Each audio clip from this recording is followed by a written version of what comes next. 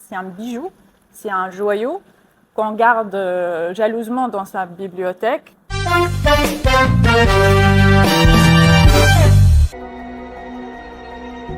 Alors il y a énormément de livres qui ont bouleversé ma vie, transformé mon regard sur le monde. Mais je citerai le premier, c'est l'Islam, du philosophe musulman Abd Nour Pierre Bidar. Il a constitué un tournant dans ma vie spirituelle, puisque c'est grâce à ce livre que j'ai découvert la splendeur de la foi soufie qui prône l'immanence divine. Et en prenant conscience de cela, je suis devenue plus épanouie, plus sereine dans ma vie. Mon regard sur moi-même, sur le monde s'est transformé. Et puis, ceci a ouvert le chemin à d'autres lectures de maîtres soufis comme Shamseddin Tabrizi, Rumi, Ibn Arabi, Hallaj et d'autres, mais aussi d'autres écrivains non musulmans, comme le philosophe panthéiste Spinoza, connu pour être le prince des philosophes par Gilles Deleuze. Il croit aussi en l'immanence divine et on peut résumer sa pensée en Dieu ou la nature, comme il le dit lui-même dans son livre L'éthique. Et puis, comme me disait l'astrophysicien Reeves, l'homme est la seule créature qui croit, qui vénère un Dieu invisible et massacre une nature visible, sans savoir que cette nature qu'il massacre est ce Dieu invisible qu'il vénère.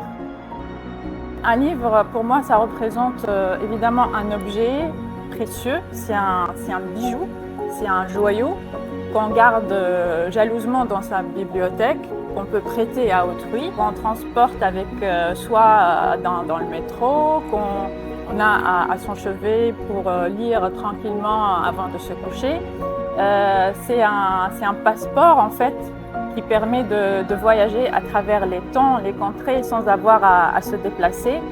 Il nous fait rêver, voilà, il nous fait voyager, comme je disais. Et puis évidemment, c'est une voix, c'est la voix de l'écrivain qui s'exprime, qui donne une part de soi au lecteur. C'est un héritage, c'est le legs de l'écrivain à l'humanité. Pour moi, ça représente surtout un compagnon, un compagnon fidèle vers qui on peut se tourner quand on en a besoin, quand on se sent triste ou quand on a besoin d'être consolé ou même tout simplement quand on a besoin de se divertir.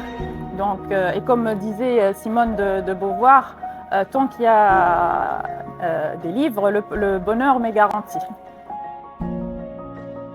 Ah oui, absolument. En fait, même si un livre n'aborde pas directement, explicitement le thème de l'amour, il doit le refléter et l'incarner. Parce que même en lisant un essai philosophique, moi, je ressens l'amour du philosophe envers le lecteur que je suis, puisqu'il me transmet des messages, son savoir. Donc écrire, c'est transmettre une partie de soi au lecteur. Et pour moi, écriture et amour sont indissociables. Et pour ça, je dirais 3 citations. Jean Cocteau disait écrire est un acte d'amour. S'il ne l'est pas, il n'est qu'écriture. Il y a aussi Christian Bobin qui disait c'est la même chose que d'écrire ou d'aimer, c'est toujours se soumettre à la claire nudité d'un silence, c'est toujours s'effacer. Et la 3e citation, ce sera la mienne, donc je m'auto-cite dans mon précédent recueil, Silence Orange, publié en 2023 aux éditions Mindset, dans mon poème Nouveau Cogito, où je dis mon silence me susure l'évidence, je t'aime, donc je t'écris, et je t'écris, donc je t'aime. Je le vis comme franchement un dialogue sacré.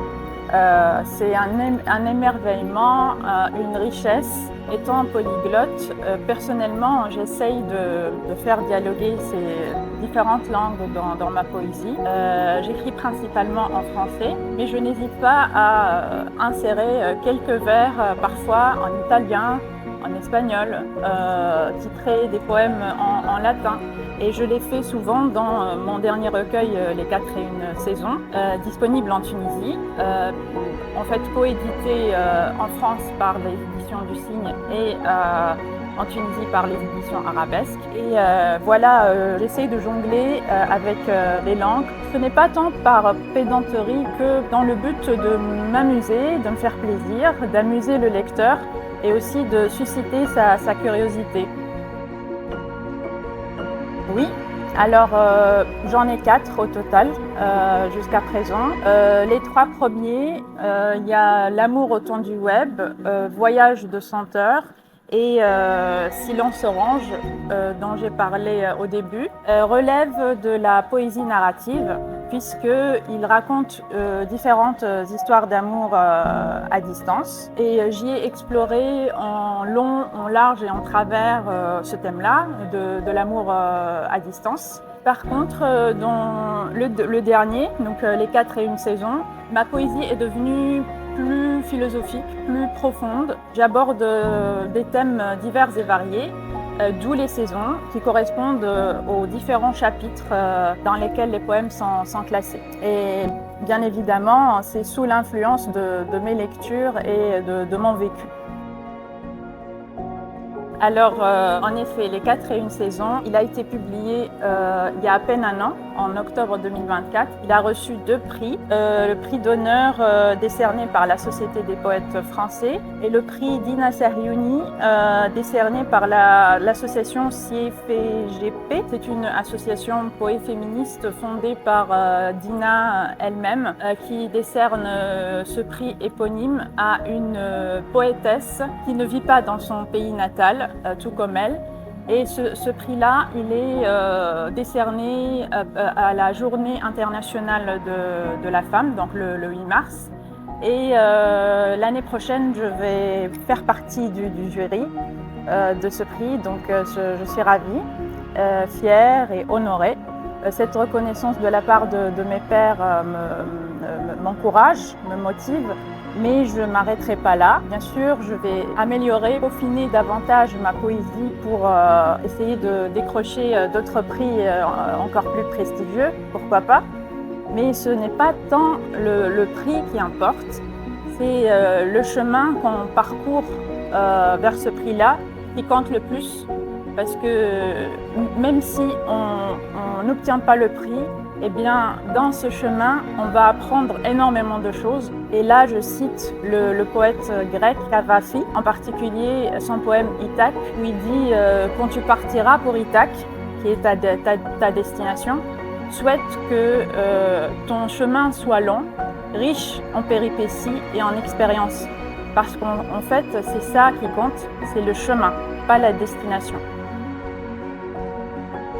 Alors, incontestablement, c'est Les 4 et une saison, bien évidemment, c'est le dernier. Ma plume a eu le temps de mûrir, d'évoluer. Elle est devenue, ma poésie est devenue plus profonde, plus philosophique. Ça me ressemble plus, c'est à l'image de ma personnalité actuelle. Mais mes poèmes inédits écrits il y a 2-3 mois me ressemblent encore plus que ceux dans Les 4 et une saison. Et c'est tout à fait normal, puisque voilà, on mûrit, on acquiert de l'expérience, puisqu'on lit davantage, et puis on apprend de son vécu. Et là, je m'autocite encore dans Silence orange, où je dis dans l'un de mes poèmes, on ne se connaît vraiment que lorsqu'on devient étranger à soi-même. Plus je grandis, plus l'interstice entre moi et moi-même s'agrandit. Il n'y a pas vraiment de livre, je dirais, qui m'ait poussé à écrire. L'écriture est assez naturelle, spontanée chez moi. Mais si je devais en citer un, je dirais Lettre à un jeune poète de Rainer Maria Rilke, C'est une ode à la création, à l'art poétique. Le jeune poète Kapus envoyait ses poèmes à Rilke, qui était plus expérimenté que lui aussi jeune poète, mais plus connu, plus expérimenté, et lui demandait des conseils, ce qu'il pensait de ses poèmes, et Rilke répondait. Et d'une manière générale, les correspondances entre écrivains m'attirent. Je suis toujours en admiration devant les écrits épistolaires, comme ceux entre Gebran Khalil Gibran et Meïs Ziyedi, ou encore entre Albert Camus et Maria Casares. Mais comme je disais au début, j'écris spontanément depuis toute petite. Depuis que j'avais 10 ans, je commençais déjà à écrire mes poèmes d'enfant. Étant timide, de nature introvertie, rarement éloquente à l'oral. J'y travaille, voilà. Donc l'écriture me permet de m'épancher, d'avoir un espace intime où je peux avoir plus de temps pour réfléchir aux mots que je peux employer et à la meilleure manière de les exprimer. Alors c'est sûr que c'est mon philosophe favori, Friedrich Nietzsche, surtout son œuvre Ainsi parlait Zarathustra. Je me trouve inconsciemment ou consciemment à vouloir faire des clins d'œil à ces pensées dans mes poèmes. Donc il y a notamment dans mes 4 et 1 saisons et Mon silence orange, donc mes 2 derniers recueils, il y a énormément de clins d'œil aux réflexions de Nietzsche. J'aime bien les reformuler, un peu pas me les réapproprier, mais voilà, les exprimer différemment, inciter le lecteur à en savoir davantage ou à les découvrir. Et je trouve, d'une manière générale, je trouve très intéressant dans la poésie de faire des clins d'œil à d'autres écrivains, qu'ils soient des gens de lettres ou des philosophes, à des artistes ou même à des scientifiques. J'adore le dialogue interdisciplinaire.